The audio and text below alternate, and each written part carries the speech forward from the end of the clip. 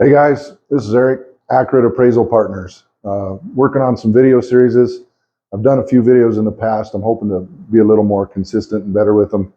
I've been appraising for 20 years. I think right now I'm at 5,000 plus appraisals. So been around the block a few times, done a few different things with it. So hoping I can give you some informative information on appraisals. Today we're going to talk about cost versus value. This is always a big issue I run into. Especially like new homes or remodels or people decide they're going to take on a big undertaking or project with their home and they're like, well, it cost me this much, so this is what it's going to be. $200,000 home, they spend 50K on their bathrooms and kitchens, so obviously a home's worth 250K. Simple math, right? Well, not really, because you just updated a $200,000 home and the market shows updated homes are 225, so you just lost 25K.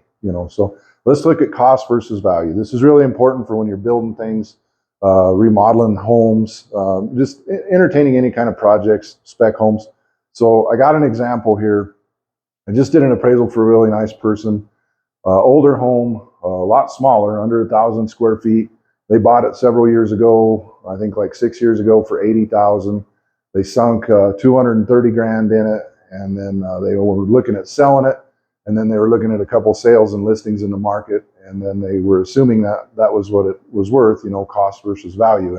And this will kind of give you an idea of what's going on. So let's take a look. So we got the home in question.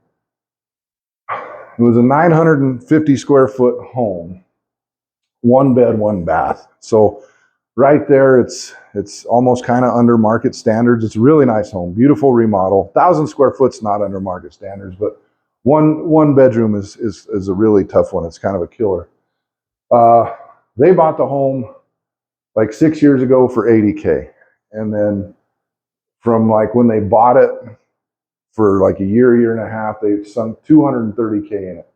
So they have a $310,000 investment, Again, a super nice home, really cute, good appeal, it'd sell easy just for the right price. So if you take a 950 square foot home, you got $325 per square foot. We'll worry about this here in a minute. So when I went out to appraise this, then I have to go look for comparables. Comparables are what drive the market. What are buyers and sellers, what are market participants willing to pay on the open market? So the highest comp I have that's even remotely similar, and really it's not. It's just I don't have any sales in Del Norte anyway, so I have to use what I got. And the home I was appraising is nice enough that I felt this could kind of be a fit because it was a new build, and we'd have to make adjustments after that. But we have a 1,290 square foot home, 94 square foot home, 3-bed, 2-bath, sold for 307. Well, let's look at the first problem. Almost 300 square feet bigger, 3-bed, 2-bath, new home, 307. So 307, 310 invested. The high side of the market is only supporting 307. So when I was speaking with the person I was doing the appraisal for, they said, well, next door there's a listing comp. Listings don't create value. Listings are wishes. If you're smart and you do it right, you can get a listing pretty close, but until it sells, it's not a comp. It was a pending sale, so we're getting there a little closer. Listing comp, 980. It's a new build though. Keep in mind it's a new build, so it's still bigger.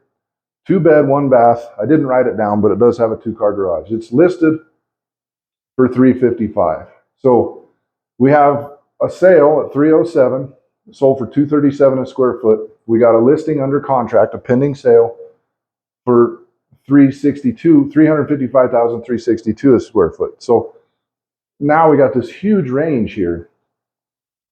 Well, anyway, by the time it was all said and done, we had the 307 versus the 310. So we know that 310 is not going to happen.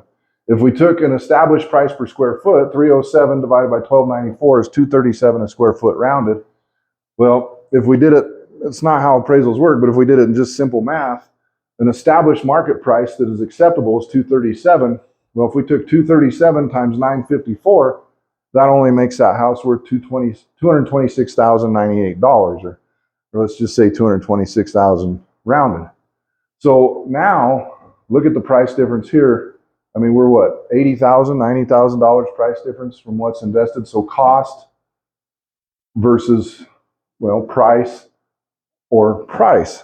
So even though there was a large investment, the market was not supporting, what was invested into the home. Now, sometimes, granted, especially with the COVID and everything else, it was impossible to build without spending, homes that were being built for $150 a square foot, all of a sudden, like overnight, jumped up to $250. So eventually inflation in the market kind of caught up to support it. That's why there's so much growth, because building's super profitable. Now with interest rates, this is 2024, so interest rates are still high.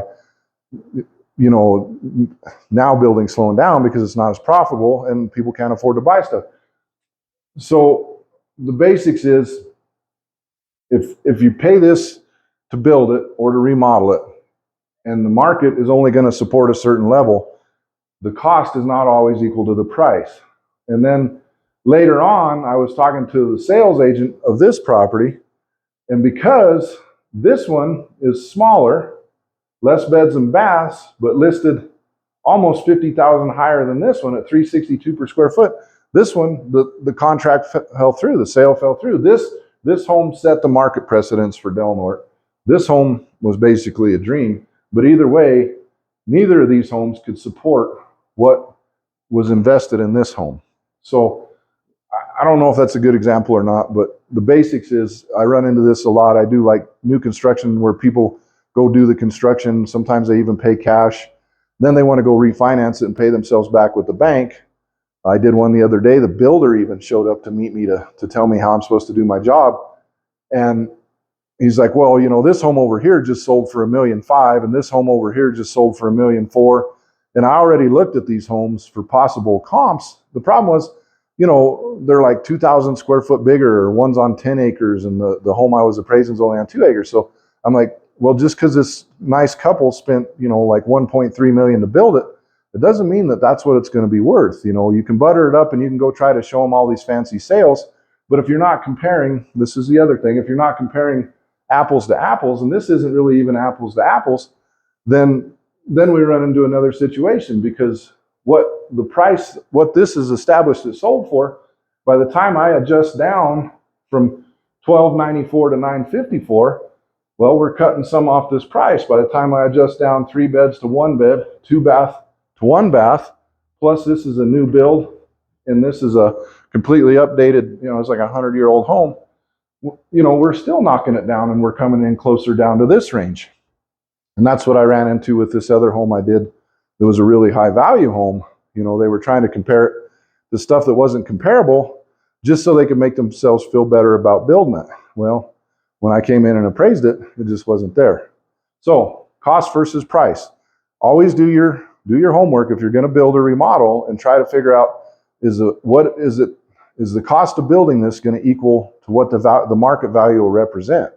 Sometimes it's not. And if you're okay with that, that's fine, because it's your house. You got to live in it and you got to enjoy it. But if you're trying to do it to refinance it, or if you're trying to do it to put it back on the market, please always remember, cost versus price. It doesn't always equal the same thing, or cost versus value. So anyway, I hope this helps.